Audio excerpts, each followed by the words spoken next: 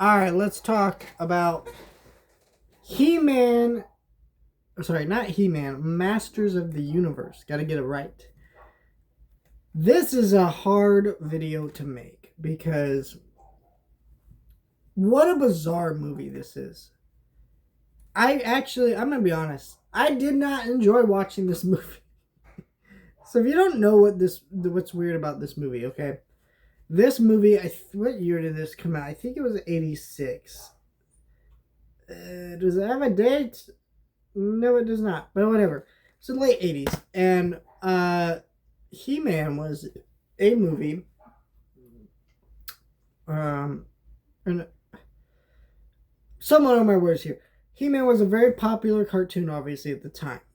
And so, of course, Hollywood wanted to make a movie. But the thing was, Canon Films was this company that I really haven't seen a lot of movies from.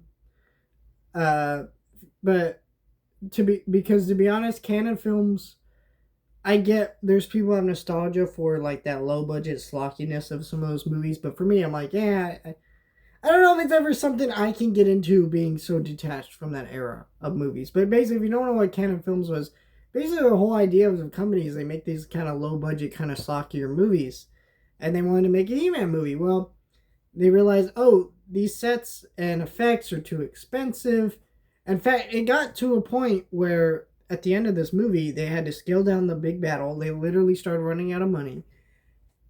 And they had to literally cut scenes. So there's like pieces of this movie that are just genuinely missing. So that's why this movie is set on Earth. And so much of it not Eternia. In fact, I was really praying that the new movie wouldn't even involve Earth, but I understand why they went that route. To kind of save some money and and stuff like that, because as much as He-Man still has a very popular fan base, they like the comics, the cartoons, he's still an unproven character in the cinemas, and like I think that there's still like a disconnect between generations of He-Man, and I think there's a way to fix that and make it work, but it's going to take a lot of effort to do that. And so I understand why they did that, but that movie looks significantly better than this one. But this movie also, Canon Films was also known for another thing, like ripping off things. So you watch this movie and you're like, Skeletor looks like Emperor fucking Palpatine. Characters don't look like their comic book counterparts and things like that.